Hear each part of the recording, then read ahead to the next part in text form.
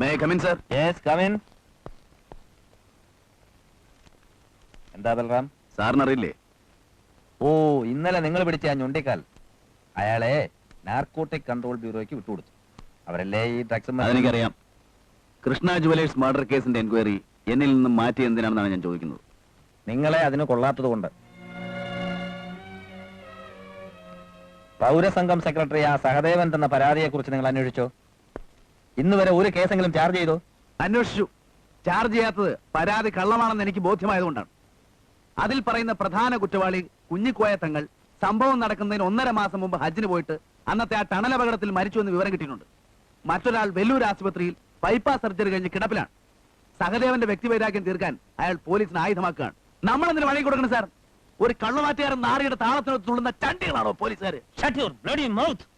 സമയവും സന്ദർഭവും നോക്കാതെ ആരോട് എന്തും പറയുന്ന തന്റെ ഈ വൃത്തികെട്ട നാക്ക് ആദ്യം അടക്കണം. കുറെയായി ഞാനിത് സഹിക്കുന്നു.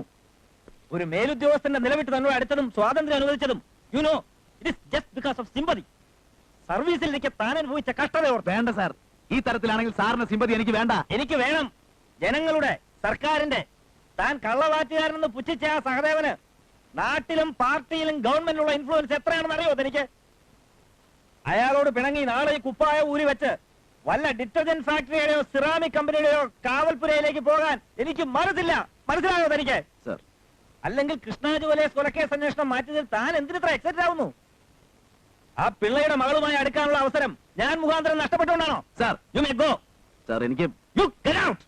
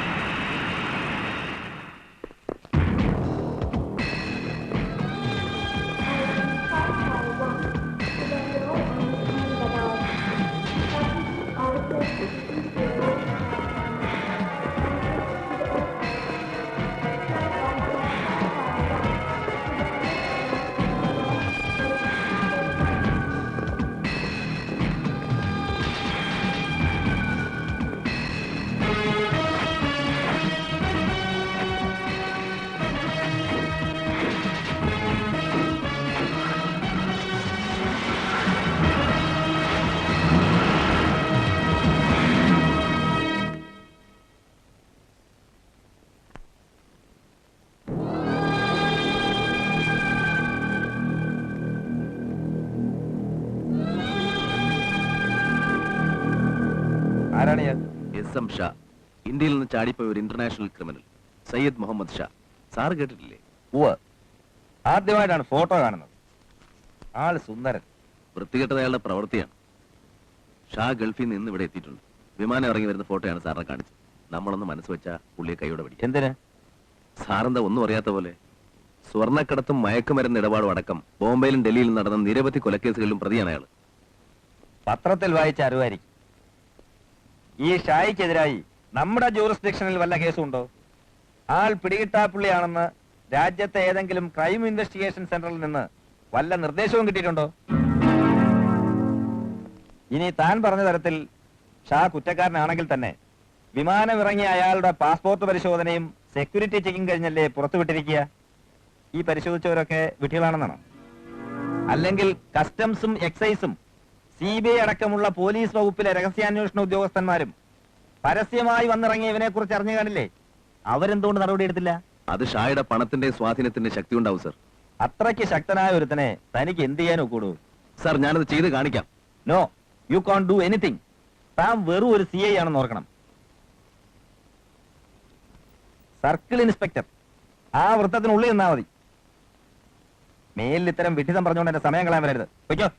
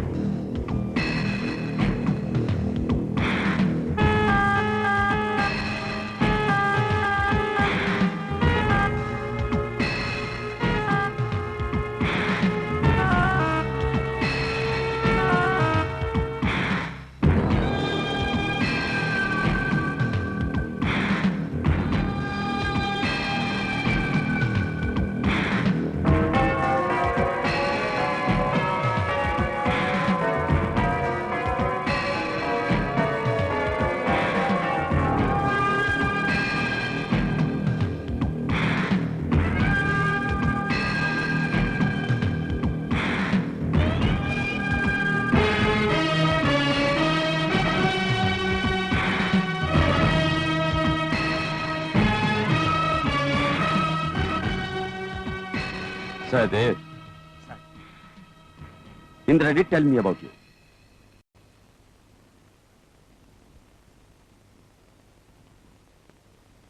She also recommended me your name.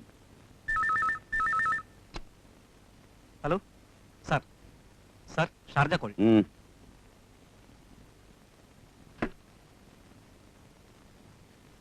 Listen to me. Parayanudaya Kelku. Yes, sir. हाँ.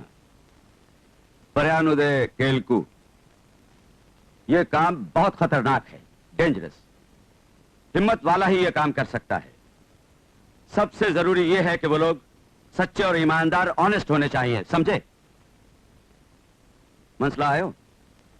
സാർ जो लोग मेरे साथ हैं, उन्हें अगर कुछ हो जाए तो मैं बर्दाश्त कर लेता हूं, लेकिन अगर मेरे साथ धोखा होगा तो वो बर्दाश्त नहीं होगा।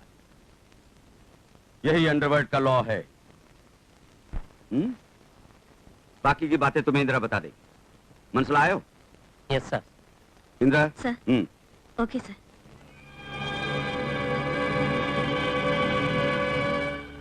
പുതിയ ബിസിനസ് അലയൻസ് ഉണ്ടായിട്ടുണ്ട്. ഷാ അതിനാ വന്നത്. കടൽ വഴിയുള്ള നമ്മുടെ ഓപ്പറേഷൻസ് മുഴുവൻ ഇനി ഈ പാർട്ടി നടത്തിക്കൊള്ളും. സീ പോർട്ടിൽ നമ്മൾ അവർക്ക് സാധനം എത്തിച്ചു കൊടുത്താൽ മതി. ഏതാ പാർട്ടി? അന്വേഷിക്കണ്ട. ഡിക്രൂസ് അവരെ ഇങ്ങോട്ട് അയച്ചിട്ടുണ്ട്. ആ ഗ്രൂപ്പിൽപ്പെട്ട 4 പേരെ.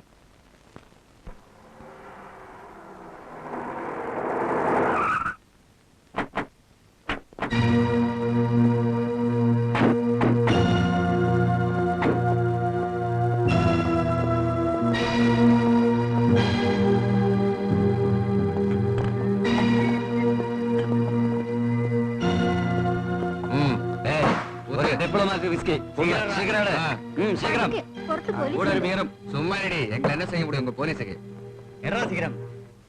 നമ്മുടെ സ്റ്റേറ്റിന് പുറത്തുള്ള ഒരു തീവ്രവാദി സംഘത്തിൽപ്പെട്ട ചിലർ ഇവിടെ എത്തിയിട്ടുള്ളതായി എനിക്ക് വിവരം കിട്ടിയിട്ടുണ്ട്. ഷായുടെ വരവിന് ഈ സംഘവുമായി ബന്ധമുണ്ടെന്ന് എനിക്ക് തോന്നുന്നു. നീ കേൾക്കുന്നുണ്ടോ? യെസ് യെസ് ഗൾഫിൽ നിന്ന് സ്വർണ്ണം ഇറക്കുക, പകരം ഡ്രഗ്സ് കയറ്റുക, കടൽ വഴിക്ക് ഈ ഓപ്പറേഷൻ നടത്തുന്ന തീവ്രവാദികൾക്ക് പ്രതിഫലമായി ആയുധം കൊടുക്കുക. അലക്സ് മനസ്സിലായോ? വേണ്ടാത്ത കാര്യങ്ങൾ വെറുതെ ഊഹിക്കുകയാണ് നീ. നിന്റെ ഒരു തരം ഒബ്സഷൻ. അല്ലെങ്കിൽ കമ്മീഷണർ പറഞ്ഞാണ് ശരി, നിനക്ക് വട്ടിന്റെ ഒപ്പന്റെ ഞാനൊന്നും പറയുന്നില്ല. പറഞ്ഞു. വെക്കേഷൻ ആയതുകൊണ്ട് മക്കളെയും കൂട്ടി ഭാര്യ വീട്ടിൽ പോയിരിക്കാം. ഇവിടെ ആരുമില്ല. നിനക്ക് എന്ത് വൃത്തികേടും പറയാം. കാര്യമില്ല. നിന്നെപ്പോലെ ഒരു നാറിയോട് പറഞ്ഞിട്ട് ഒരു കാര്യമില്ല. അതേടാ, ഞാൻ ഡിക്രൂസിന് മാത്രമുള്ളോളാ. അങ്ങേരുടെ വാക്കും കേട്ട് നിന്നെയൊക്കെ സൽക്കരിക്കാൻ കൂടെ വന്ന് എന്നെ പറഞ്ഞാ മതി. என்னடி நீ பெரிய എന്നെ തൊട്ട കൊന്നളയും.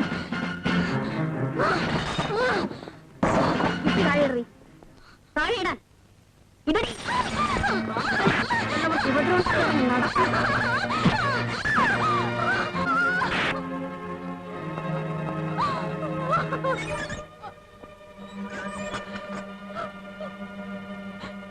കടപ്പുറത്ത് ഒരു ലോക്കൽ പ്രോസ്റ്റിറ്റ്യൂട്ടാണ് സാർ ഈ പെണ്ണ്.